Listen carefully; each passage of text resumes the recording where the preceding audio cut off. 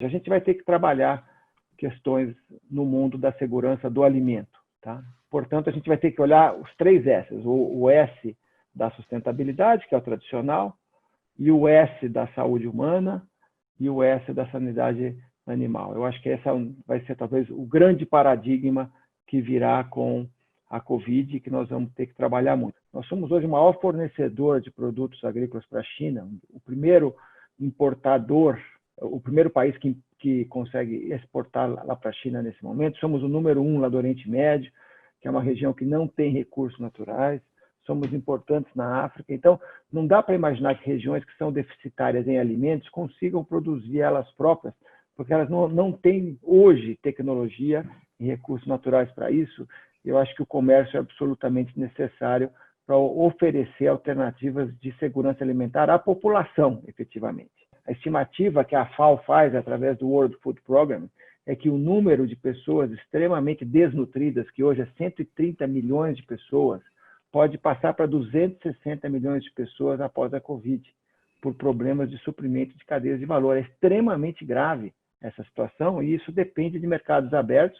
As instituições internacionais, inclusive, pediram isso. Nós precisamos levar em conta essa incerteza em relação ao cenário. Por quê? Porque na área da agricultura brasileira e do agronegócio, o nosso sucesso se deu porque talvez tenha sido o único setor, com mais algum outro que também esteve presente, de inserção em cadeias globais de valor. O Brasil conseguiu, na área do agronegócio, se inserir, né, na economia mundial, se transformar em protagonista nessa área. As tecnologias que nós conquistamos, que nós dominamos e aplicamos para chegar até aqui, não são as tecnologias que nos levarão ao futuro. Nós estamos no limiar de uma nova revolução tecnológica com a aplicação, né, que está sendo chamado aí agricultura digital 4.0, mas não é só isso. É também na área da biologia, né, que vai ter um grande salto. Então, nós precisamos de muito esforço. E esse esforço, mais uma vez, é um esforço privado, né, e é um esforço do Estado. Porque se no passado a pesquisa pública foi o impulso para chegarmos até aqui, hoje está mais do que claro que a pesquisa pública sozinha, ainda que se dobrem os recursos, se multipliquem os pesquisadores nas agências públicas, não é suficiente para dar conta dos desafios. Então, nós precisamos, de novo, uma parceria pública e privada, uma boa institucionalidade para isso e clareza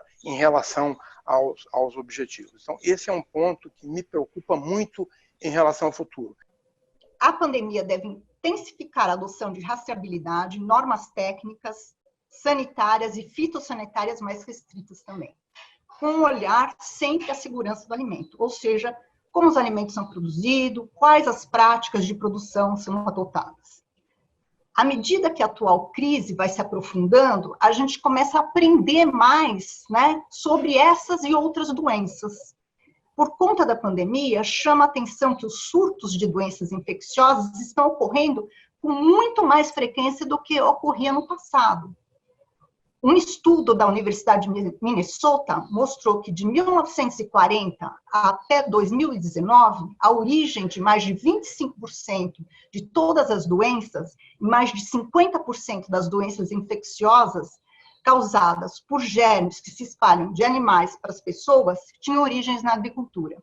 Prevê-se que essas porcentagens aumentem junto com o crescimento da população e maior expansão e intensificação agrícola. O mundo pós-Covid terá que ser um mundo, digamos, melhor do que antes. Por quê? Porque essa crise mostrou muito, né, o impacto da desigualdade. E desta crise, nós vamos sair com milhões e milhões de desempregados. E se nós não dermos atenção a essa massa, nós podemos ter todo tipo de problema. Na agricultura, a agricultura familiar é uma oportunidade para cuidarmos desse vetor, né, social no meio rural. Vou citar um economista, prêmio Nobel, Douglas North, que quanto mais igualitária a sociedade, maiores são as condições de criar boas instituições e melhor vai ser o desempenho